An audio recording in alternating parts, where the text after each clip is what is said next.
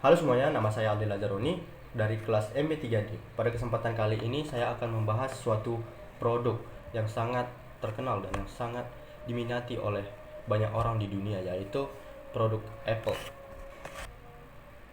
Pertama-tama saya akan membahas yaitu awal mula lahirnya sebuah revolusi pada tahun 1976 hingga 1984. Apple Computer Company didirikan pada 1 April tahun 1976 oleh 3 individu dengan visi berbeda namun saling melengkapi, yaitu yang pertama Steve Jobs, pengusaha visionaris dengan kepekaan dengan desain artistik yang luar biasa. Lalu Steve Wozniak, insinyur brilian yang merevolusi teknik elektronik, komputer personal. Lalu satu lagi yaitu Ronald Wayne, pendiri awal yang membantu melegalkan dan mendokumentasikan perusahaan. Mereka memulai dari garasi sederhana di Los Altos, California dengan mimpi sederhana namun radikal, yaitu membuat komputer yang tidak hanya canggih tetapi juga mudah digunakan oleh semua orang. Komputer pertama Apple adalah papan sirkuit yang dirakit dengan prosesor 1 MHz. Wozniak merancangnya sebagai pengalaman belajar, tetapi Jobs melihat ini sebagai potensi komersial dan terjual 200 unit pada tahun pertama dengan harga $666. Pilihan harga yang mencerminkan ambisi mereka. Lalu produk yang kedua yaitu Apple II pada tahun 1977, komputer personal sukses pertama di dunia yang dilengkapi layar warna, keyboard terintegrasi, casing plastik yang elegan. Apple II menjadi standar industri di sekolah dan bisnis, menjual lebih dari 5 juta unit dalam dekade pertama. Ini adalah bukti nyata bahwa konsumen menginginkan teknologi yang indah dan intuitif, bukan sekedar fungsional. Nah, selanjutnya saya akan membahas tahun-tahun gelap bagi Apple, yaitu pada masa transformasi dan tantangan 1985 hingga 1996. Yang pertama, keluarnya Steve Jobs pada tahun 1985. Setelah konflik internal dengan CEO John Sculley tentang arah strategi perusahaan, Steve Jobs dipaksa meninggalkan perusahaannya sendiri. Keputusan ini menandai akhir era pertama dan awal periode ketidakpastian. Lalu, yang kedua, persaingan brutal. Microsoft dengan Windows 95 mulai mendominasi pasar. Komputer IBM kompatibel berlipat ganda menawarkan harga lebih murah dan kompatibilitas yang lebih tinggi. Apple kehilangan pangsa pasar dari 15% menjadi kurang dari 3% pada akhir dekade. Tanpa kepemimpinan visioner Jobs, Apple berhenti berinovasi secara radikal. Produk baru terasa incremental dan tidak menarik. Fokus bergeser dari desain dan user experience menuju spesifikasi teknis. Siapa Apple? Apa yang membedakan mereka? Pertanyaan ini menghantui perusahaan selama 1 dekade penuh. Investor skeptis, karyawan demo, dan konsumen tidak lagi tertarik dengan merek yang pernah revolutionary. Keuntungan kuartalan menyusut drastis. Apple hampir bangkrut, kata analisis teknologi ketika saham Apple menyentuh titik terendah. Namun di balik layar sesuatu yang luar biasa terjadi. Pemberian kesempatan kedua akan datang dari tempat yang paling tidak diharapkan. Steve Jobs kembali pada tahun 1997 hingga 2006. Pada tahun 1997, situasi Apple mencapai titik nadir. Perusahaan hampir bangkrut dan memiliki kas hanya untuk beberapa bulan operasional. Lalu, dalam momen dramatis di Macworld, Boston, Bill Gates muncul di layar besar dan berkomitmen untuk menginvestasikan $150 juta dalam Apple. Namun, investasi ini bukan yang mengubah Apple. Yang mengubah semuanya adalah kembalinya Steve Jobs sebagai konsultan. Jobs memperkenalkan kampanye ikonik yang bukan tentang spesifikasi teknis, melainkan tentang nilai-nilai, kreativitas, individualitas, dan keberanian untuk berbeda. Kampanye ini menampilkan tokoh-tokoh visioner seperti Einstein, Picasso, dan Charlie Chaplin. Bukan produk itu sendiri. Pesannya yaitu jika ingin mengubah dunia, Anda memilih alat yang tepat.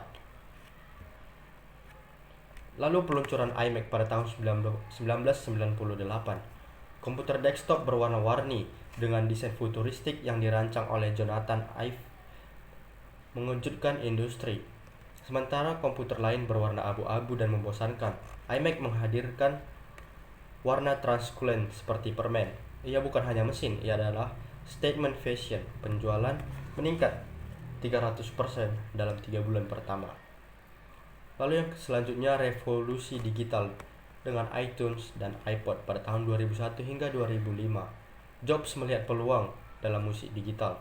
iPod diluncurkan dengan tagline 100 songs in your pocket, menggabungkan desain sempurna, UI intuitif, dan ekosistem musik melalui iTunes Store.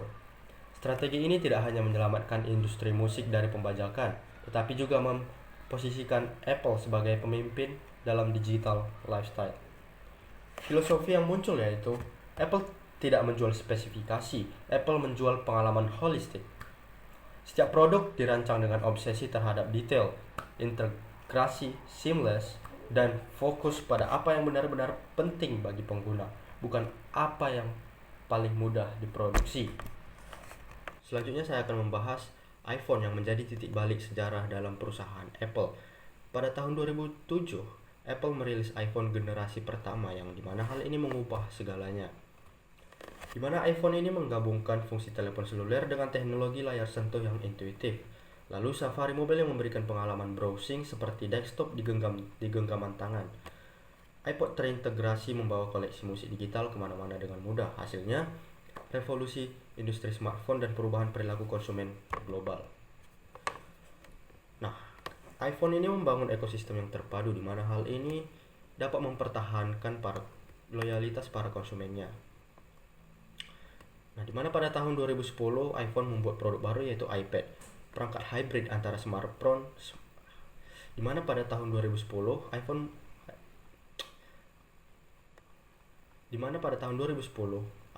Apple membuat produk baru yaitu iPad, perangkat hybrid di antara smartphone dan laptop yang mendefinisikan kategori baru. Lalu ada Apple Pay pada tahun 2014, platform pembayaran yang aman dan terintegrasi dalam ekosistem.